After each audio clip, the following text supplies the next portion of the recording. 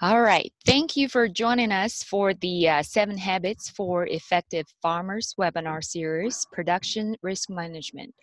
We are grateful to have Dr. Aaron Smith from University of Tennessee Institute of Agriculture joining us today. We greatly appreciate the support provided by the USDA National Institute of Food and Agriculture and the Southern Risk Management Education Center to help make this series possible. To help report the impact of this webinar to these agencies, I will ask you to complete a very brief online evaluation of this session at the end. The link to the evaluation was included in the email with a link to join the session, and I will post it in the chat box for you at the end of the session. So a few housekeeping items. Please leave your microphones on mute and video off during the session. If you would now locate the chat box, please type your name and the location into the box to help me record attendance. You may use the chat box at any time during the session to submit a question, and we will get that answered at the end of the session.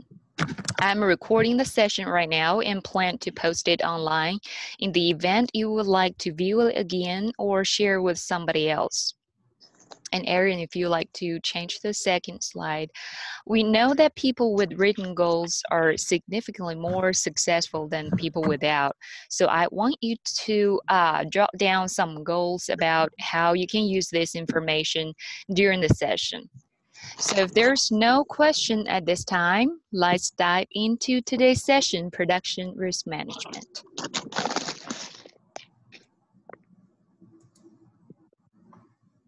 All right, thank you very much, Iris. It's a pleasure to be with you today. One thing I do want to just quickly highlight as well is the Southern Risk Management and Education Center is one of 4 centers located across the country. They do an excellent job of putting out materials. Some of the stuff that I present today is from some of the work that they've done. The references is at the bottom of this slide. And it does provide a more extensive written guide to some of the topics that I'm going to be discussing today. It's one of those ones where if you can go and find some online resources in terms of developing a risk management plan, this is a really good place to start. And I will forward it on to Iris so that she has a copy of the guide and then a copy of the link to the Risk Management and Education Centers, because I think it's a really valuable resource when we start talking about some of these risk issues.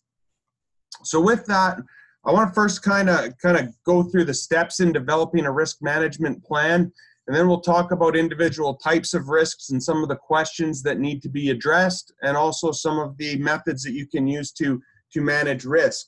One thing that makes this kind of challenging, and it's going to be pretty general. I'm gonna talk about several different topics, but each operation out there is going to have different sources of risk and different strategies that will help them mitigate it. You're never going to get all the risk out of agriculture. It's one of those industries where there's a tremendous amount of risks, but having the ability to mitigate or offset after identifying those risks can really help in terms of long-term sustainability of the farm from a financial standpoint, and also end up helping to mitigate potential issues that can end up adversely affecting the farm's financial situation. So when you're looking at developing a risk management plan, it's important to kind of step through this in a very systematic way. So again, there's 9 steps that are recommended to look at. The first one is identifying risks. The second is to measure those risks. Look at your risk-bearing capacity. There's very different abilities to take on risk, or the adverse consequences of risk is another way to put that, based on your financial circumstance. So again, it's really important to kind of think that through, evaluate your risk tolerance, and then set those risk management goals. Look at what available tools are out there, and I'll step through these in a little bit more detail. The other one that's really important is to end up having some professional assistance. Obviously, different types of risk, you will be able to use the expertise of certain individuals more than others, but we'll step through kind of some of those people that you can reach out to in order to assist in making sure that you develop a a good risk management plan, and almost more importantly, implementing that plan. The other one that kind of sometimes flies under the radar in terms of risk management is to evaluate the results, and more specifically to compare what your actual results were to what your anticipated results were. So again, it's really important to work through this very systematically. So again, when we look at risk in general, there's kind of 5 broad categories of risk that affect agricultural production. The first one is production risk. The second one is marketing risk. The third is financial. Fourth is legal. And the fifth is human. So let's delve into that just a little bit. If you look at production risk, this is the one that we're probably the most familiar with. Most people that get into agriculture are interested in agriculture because of the production aspect, getting your hands in the dirt, working with animals. Those types of things are what people are more passionate about. It's not to say that people can't be passionate about financial, legal, or managing people, but most of the times in agriculture, we're talking about production as the rationale for getting in there. So what production risk is any activity or input or process that can result in a range of outcomes. And so there's a lot of them that are very, very typical, weather, climate change, pest, disease. Technological obsolescence is one that is very important as well. And that's just having current technology that can end up, or having technology that doesn't become counterproductive to your production methods. Input quality and then theft is another one that can be a substantial production risk.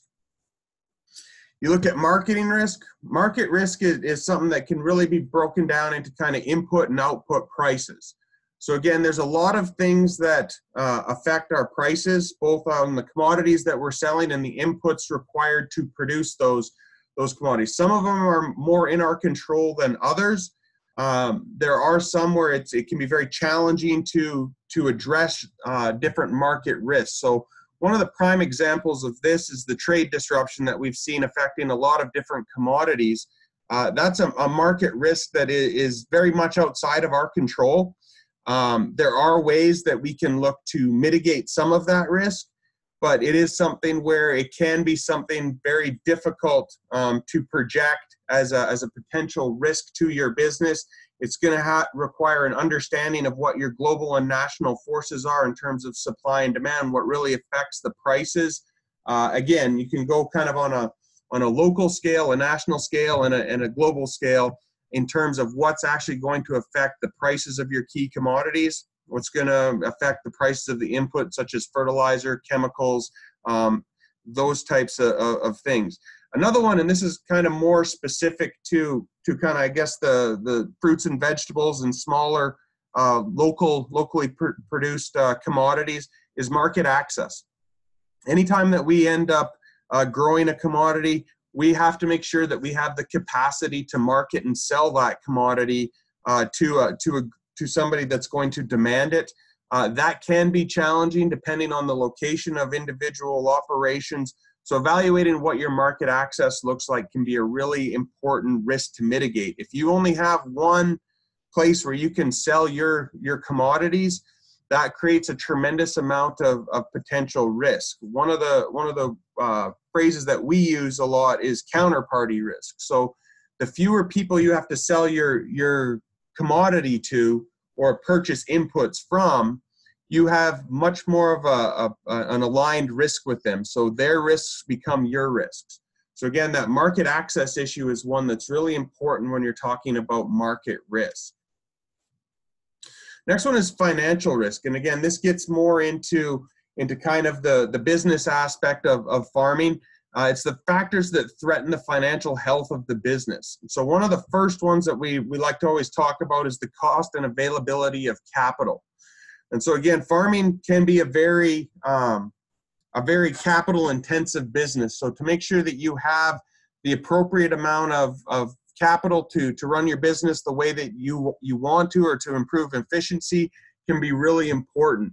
Also trying to meet the ability to meet cash flow requirements. This again feeds into making sure that you have good data and good records, which I know other people in this series have talked about.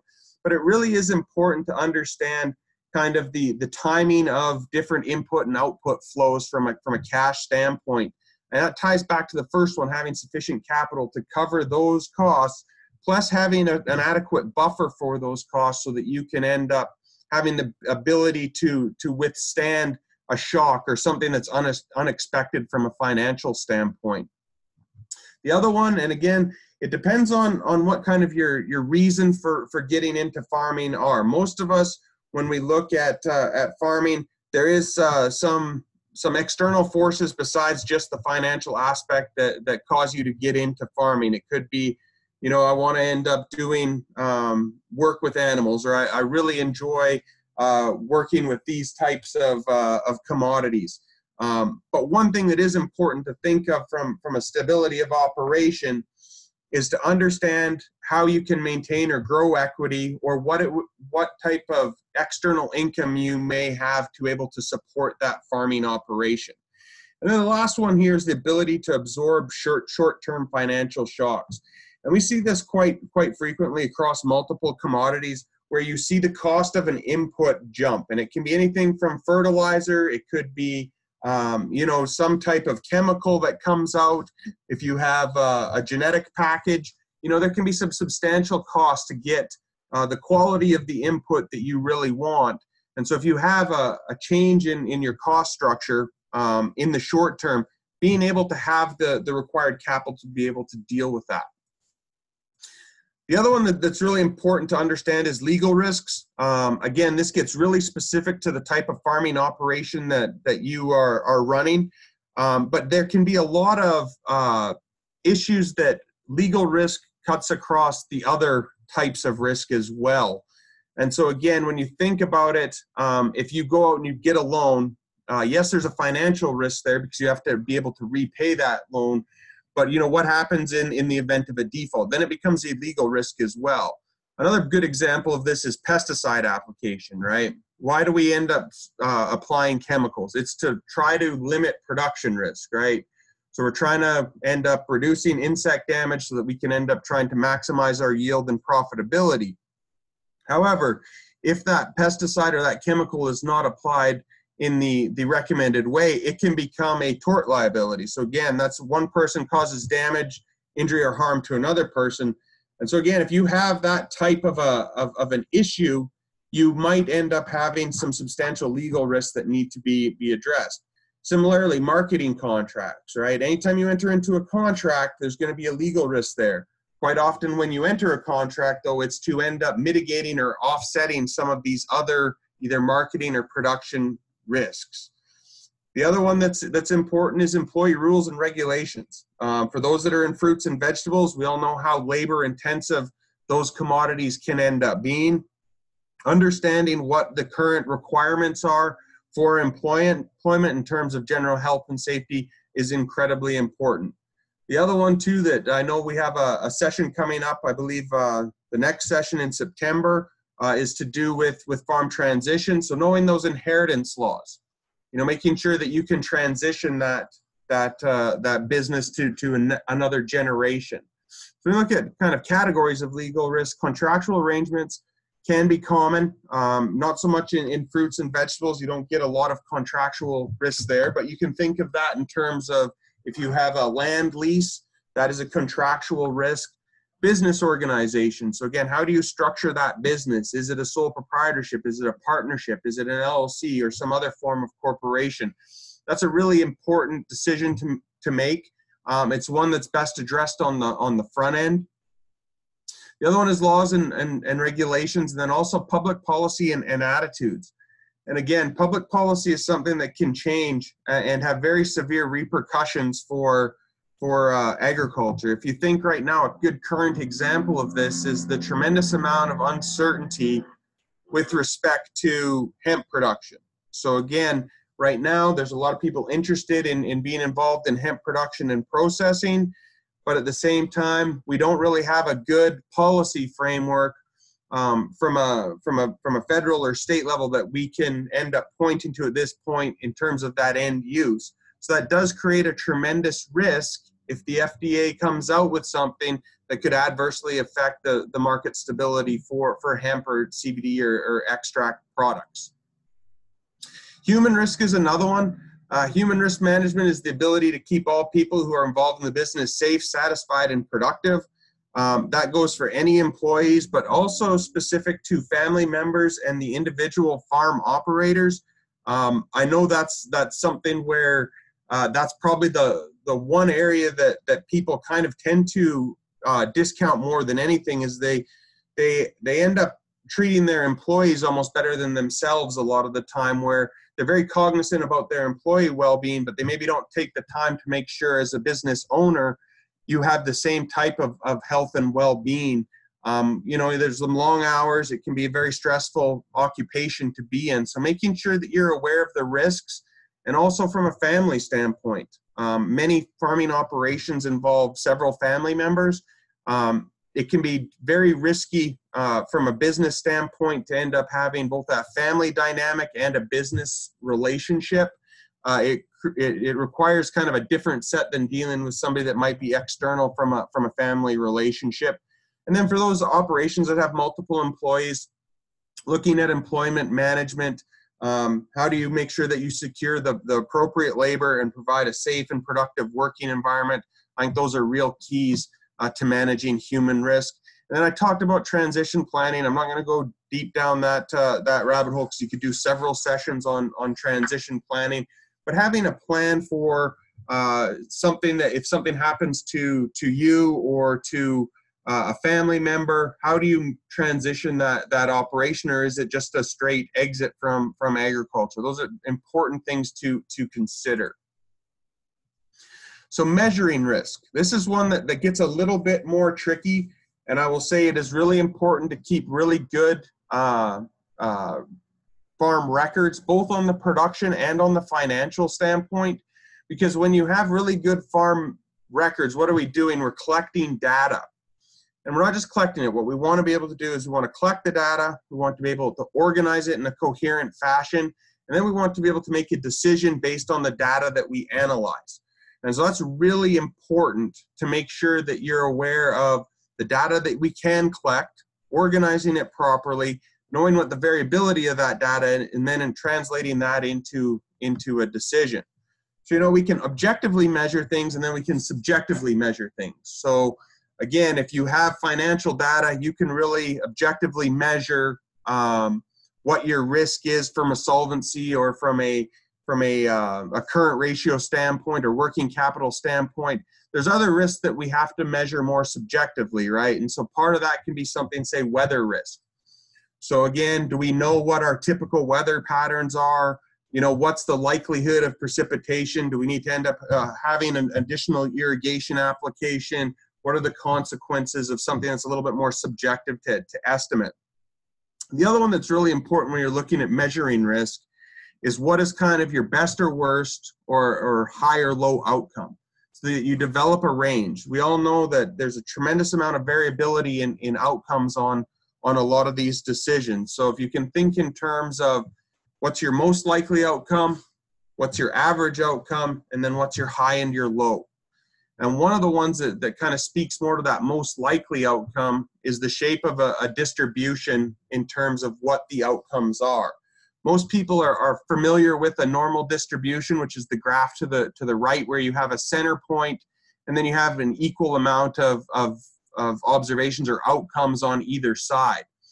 What's really important is for different risks, you can get what we call a skewness to the distribution. So it's much more likely that there's an outcome that is to the negative or to the positive than just having a normal distribution. So knowing the shape of that distribution really helps you in, one, understanding the risk that you face and the likely outcome, and then also the tool that can best address at least offsetting or mitigating part of that risk. And again, in order to do this, what really needs to happen is you need to have good records to end up analyzing likely scenarios. So risk-bearing capacity. This is one that is challenging, particularly for new and beginning farmers. If you look at the ability to withstand an outcome, there's a big difference based on what your liquidity and solvency is. So essentially how much financial resources you have to cover an adverse effect and what type of equity position you're in. it can vary tremendously from one operation to another. So newer operations typically have less working capital, so less money or cash flow to end up covering expenses, and they typically have lower net worths, right? So if you have a very bad outcome, like you experience a crop loss, they don't have the ability to withstand one of those events as to somebody who's been farming for 50 years. Maybe they're more willing to end up, or they have a better capacity to able to absorb that loss into their farming operation without having to sell assets or exit farming altogether. Cash flow obligations is another one for risk-bearing capacity.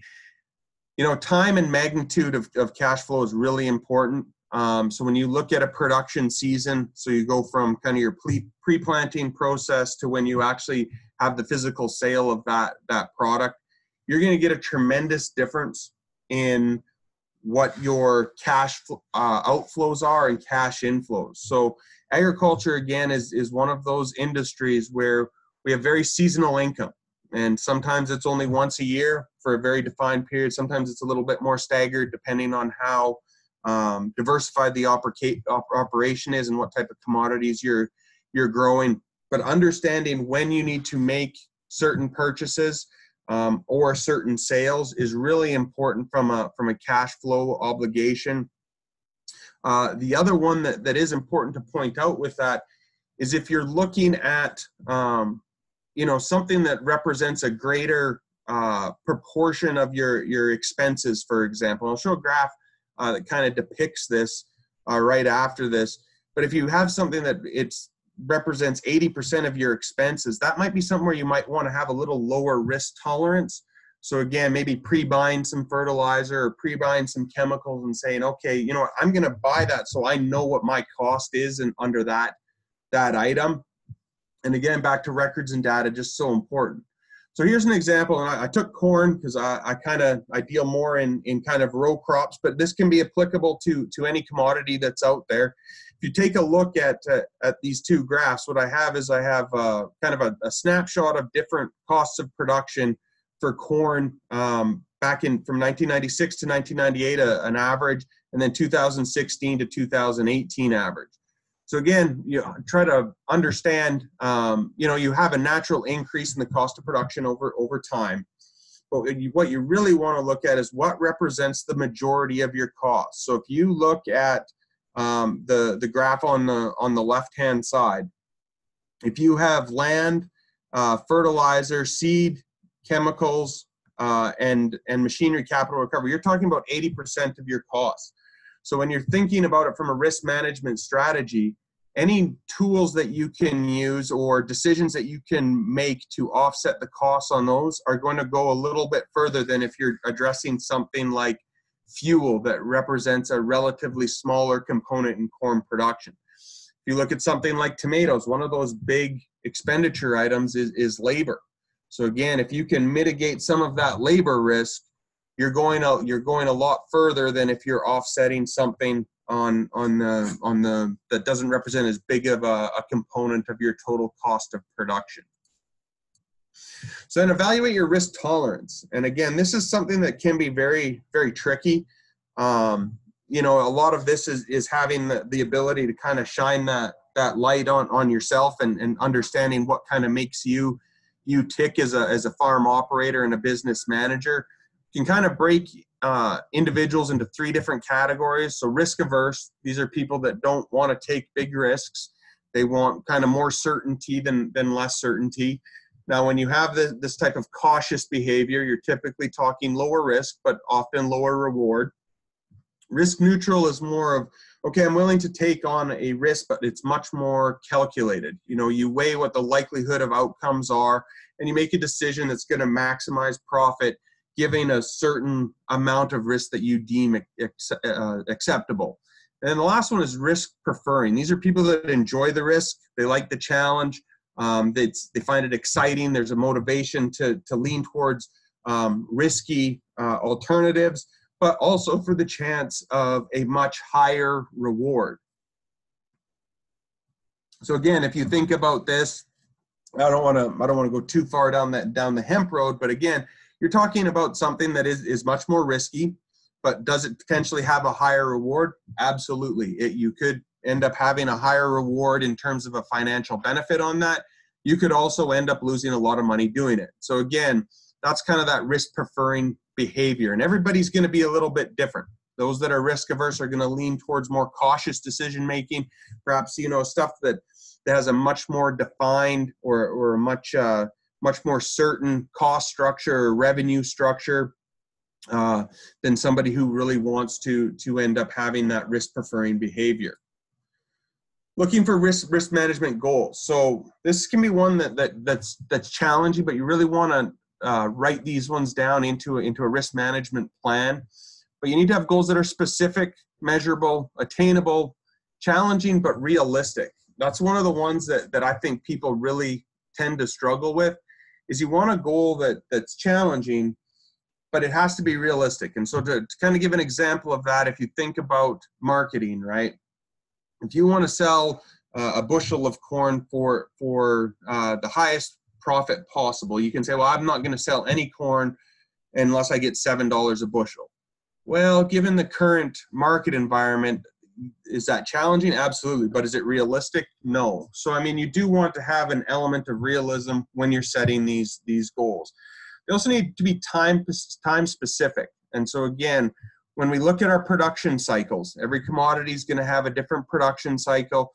What you really want to do is set specific goals based on that time. So again, I really like the idea of breaking it into different intervals. So if you look at kind of the pre-planting decision making, what risks can we offset at that point?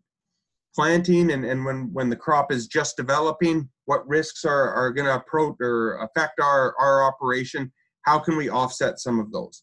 And you're not going to be able to offset every single risk that your business ends up facing. But it is still important to identify those risks and say, okay, I need to have a plan in place if this happens. And so again, that's part of the risk management process.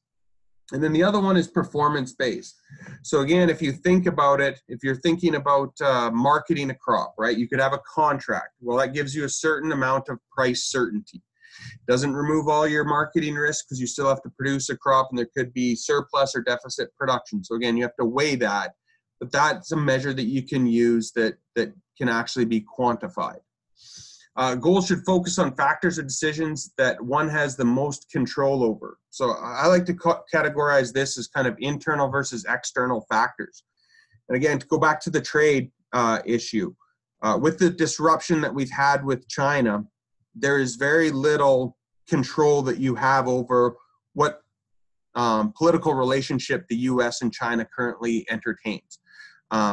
But you can end up identifying that, and that goes through understanding the markets that are available to your commodities. You can end up looking at, okay, that's a realistic risk. Can I offset some of that by contracting some production? Or do I need to be more diversified so I'm not just subject to one or two specific commodities that could be adversely affected by an external factor? Looking at the internal ones, the ones that are more in our control, and this typically goes into the production, the human resource, and the legal side of things, and the financial as well. But these are factors that you can really look at and identify. Okay, if I'm having an issue with insects, for example, we'll have a threshold where you can take a recommendation from a professional, look at what the threshold is for that spray. If it exceeds that threshold, then you end up spraying for it, right? So again, having that internal mechanism that is specific to your operation, your field, and your cost structure. So looking at behaviors that you can directly control. It's not to say we don't want to try to address some of those external factors, but the internal ones that are specific to our operations are the ones that we are more easily able to address or to offset some of that risk.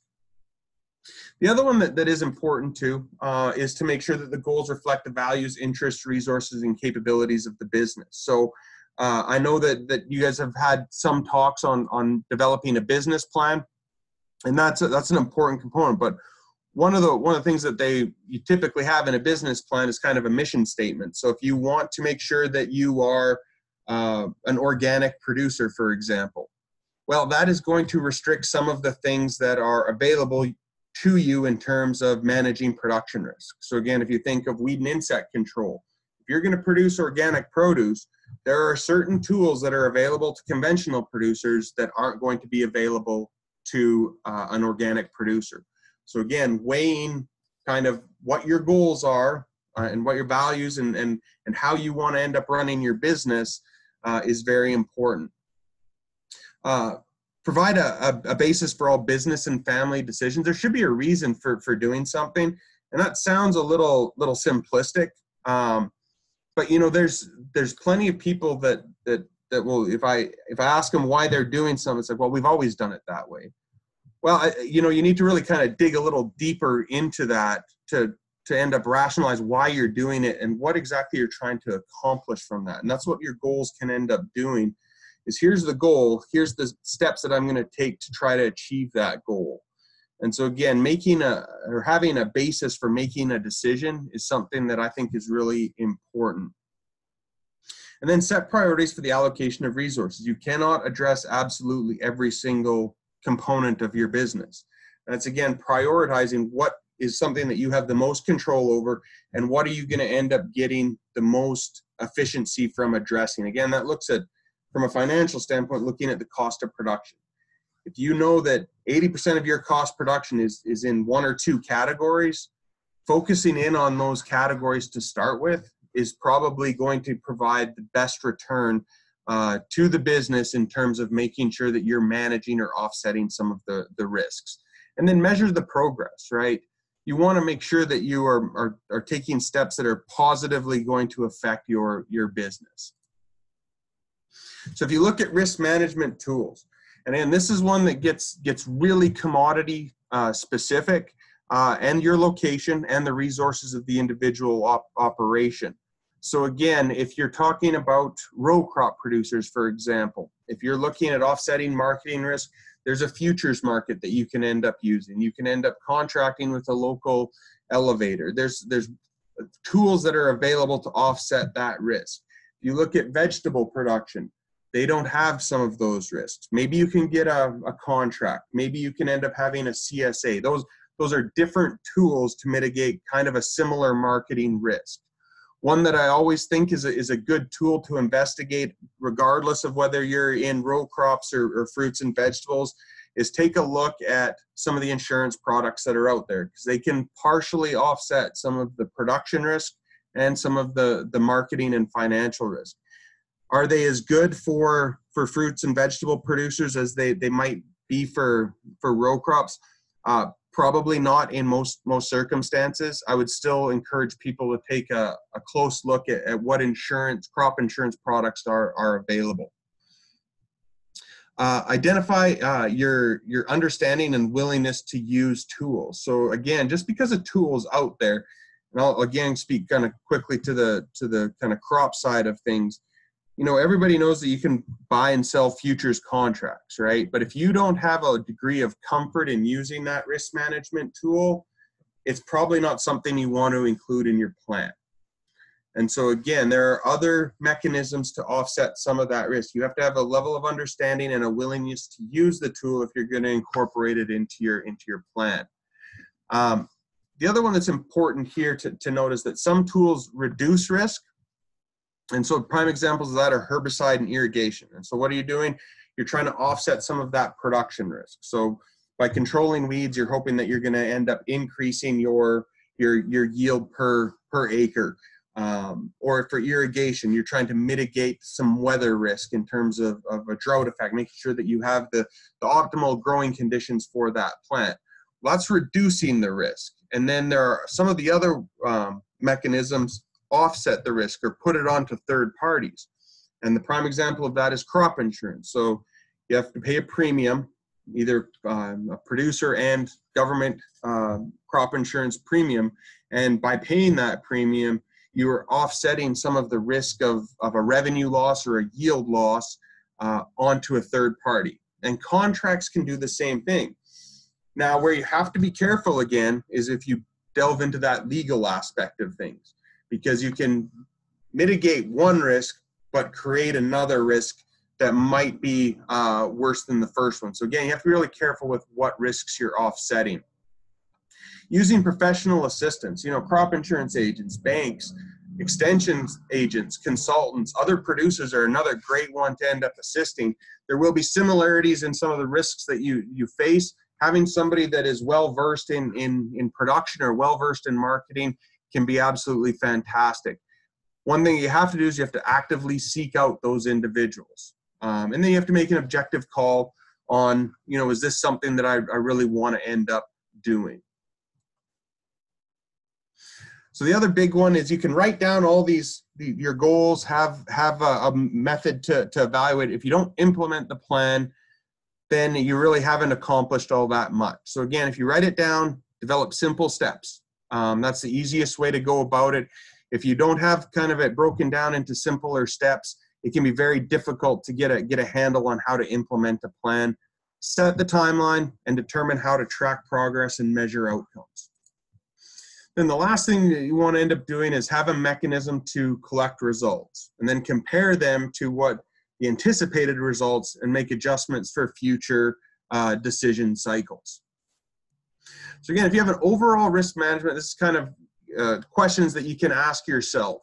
Have the primary source of risk been identified and classified? Have the risk outcomes and the likelihood or probability of occurring been estimated? Has the financial capacity of the business or ability to bear risk been evaluated? Have the risk tolerance of the business operators been considered? And then are there written goals? Have the goals been shared with everyone involved in the business? Your goals may be different than your spouse's. Making sure that there is some compatibility there in what the goals are is essential to the success of the business. Have risk tools and strategies been identified? And then has a confident relationship been established with the team of risk management advisors? You may want to have multiples. It may just be one other person that you want to end up bouncing information off.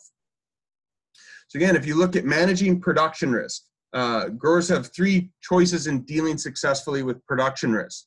They can control or minimize risk through management practices by doing a better job of what they are currently doing.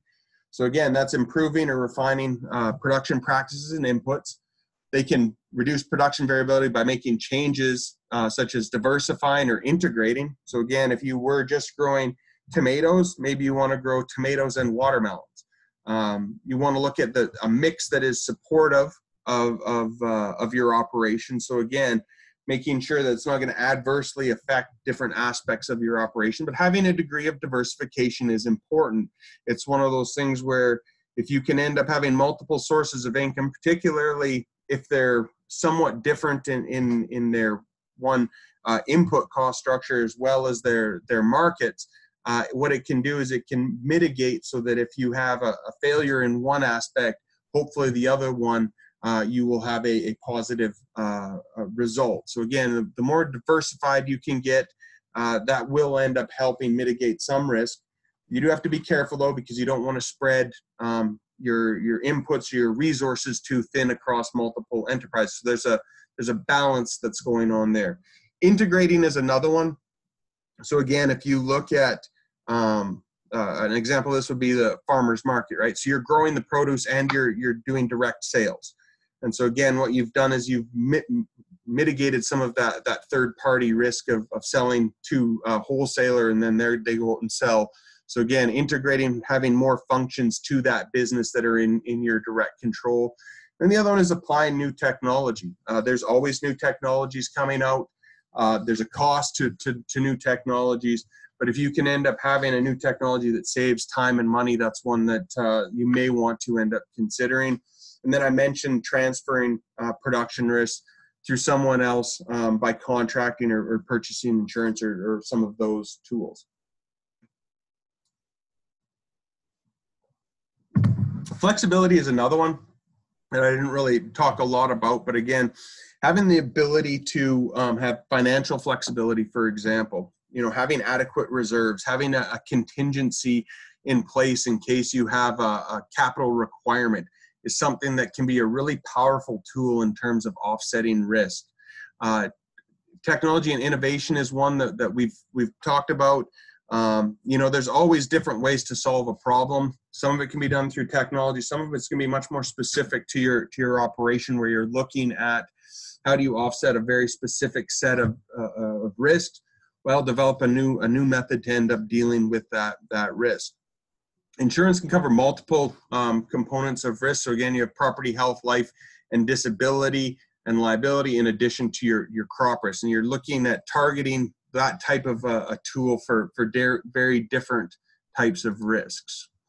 This one's a production risk management checklist. I'm not going to go through this one in detail, but again, this is just a helpful list of questions that you can ask yourself in terms of, am I properly addressing the production risk management or production risk that is facing my operation? When you have a managing marketing risk, marketing can be a very specific form of risk. I always encourage people to write a marketing plan. It is essential to know where you're going to sell the products that you produce. You could be one of the best producers of watermelons in Tennessee. If you don't have a market that is defined and somewhat stable, you can really end up setting yourself back very easily.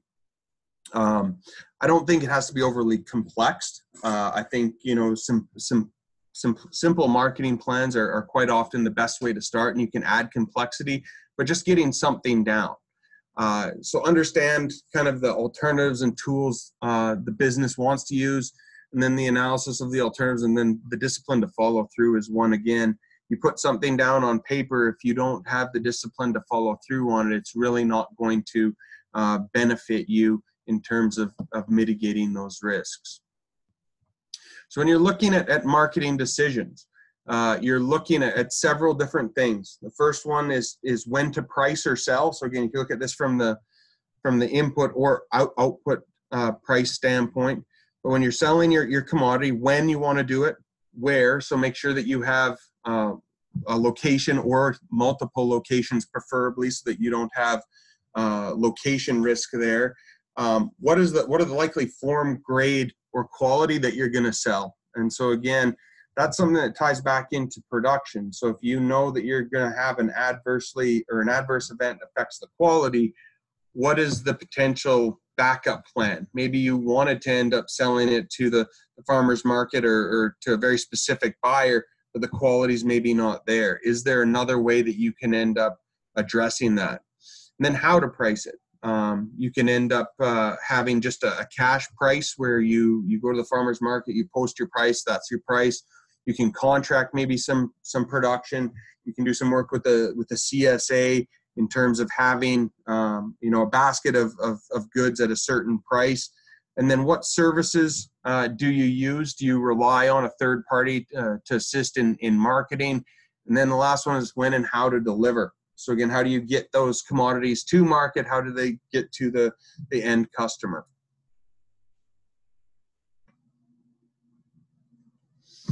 I'm not going to go through these again, but again, this gives, this gives you a bunch of questions that you can kind of go through and look and see, well, you know, is there questions that I need to answer to make sure that I'm trying to offset as much of my marketing risk as possible? So again, this is just a basic list that you can work through and answer for individual operations or individual enterprises. And that's another one that I didn't really touch on, but I feel is important.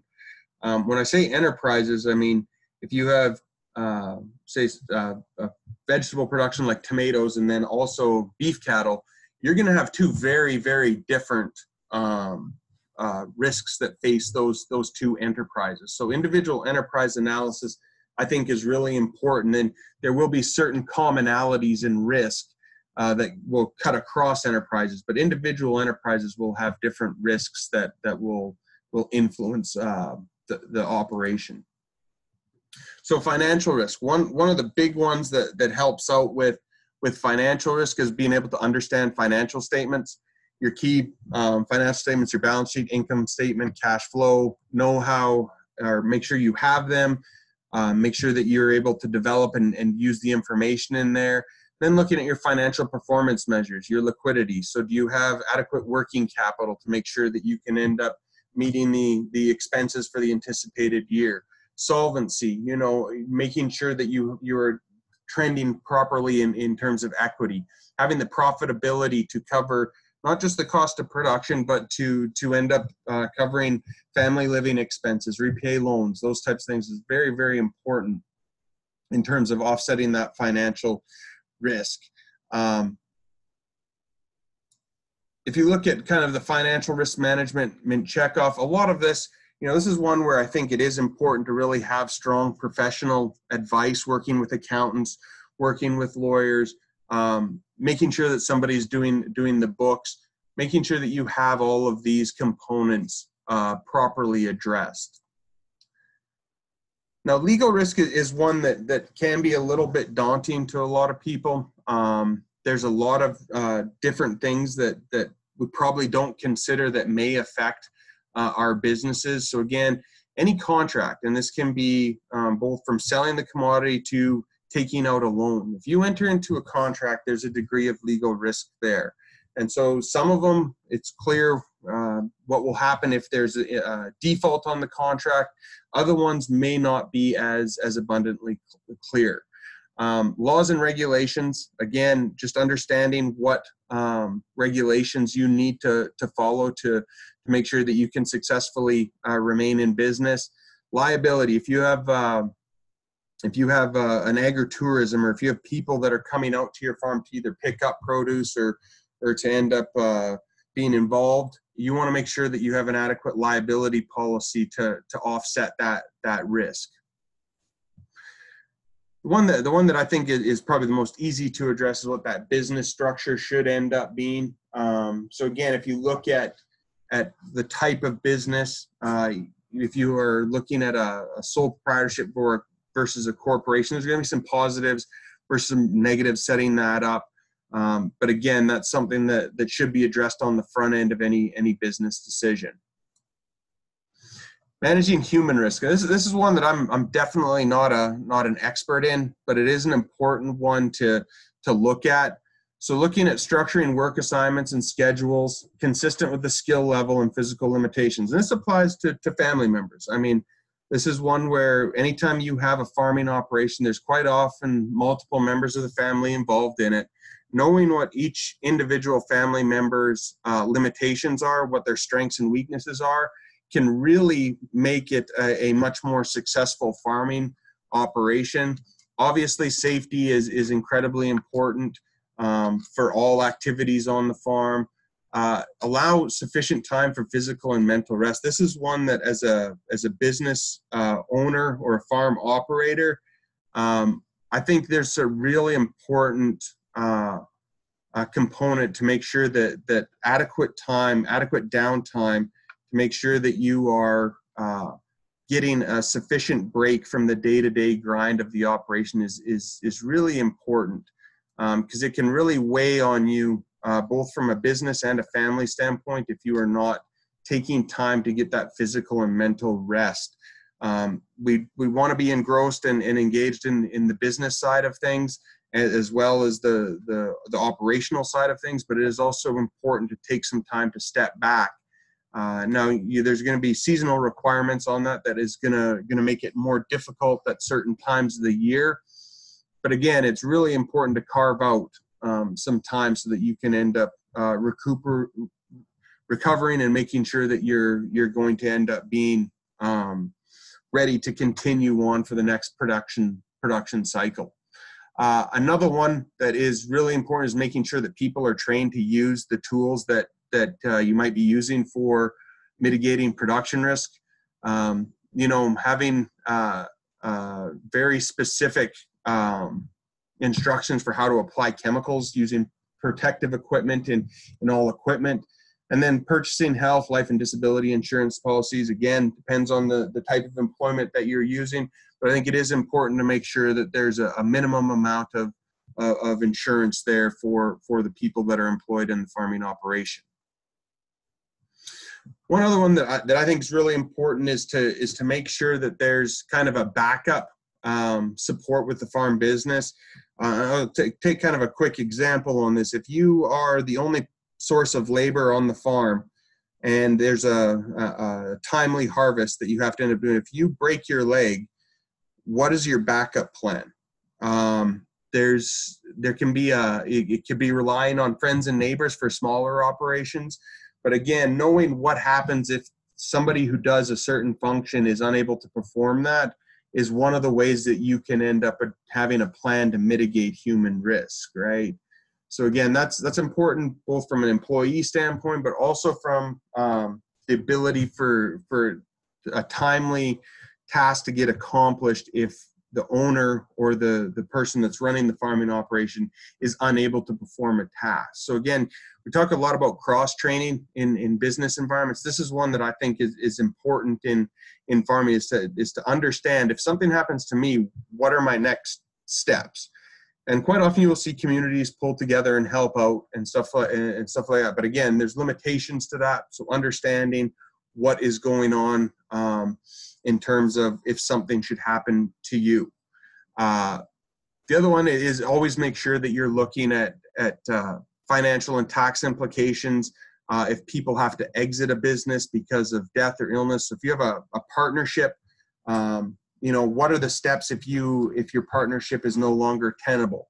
And that can apply to a husband and wife too. If somebody gets divorced, does the operation cease to exist, or is there a plan where one will take over the business, or is there a way that you can end up having both still involved? Those are something that you can end up looking at in terms of mitigating some of those human risks. Succession planning, as mentioned, I'm not going to get too far into the weeds on this one because I believe there's a session coming up in September that's going to talk specifically about succession planning. But again, establish transition goals to guide decision-making throughout the process. Consider who else should be involved to make decisions about transition planning. And then consider both the process and outcome. So if you lose a key individual, what is the plan? Is there somebody that can step in? Are there members of if you have a multi-generational farming operation, are there members that do not want to be involved in the farming operation? It can be difficult discussions to have, but they're really important from a planning standpoint.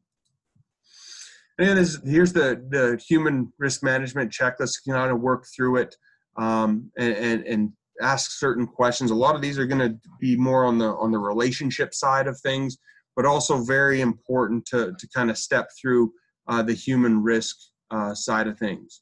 So again, just to quickly summarize, and I know that's a lot of information to kind of go through. There's some really good materials that are out there to assist in developing a risk management plan.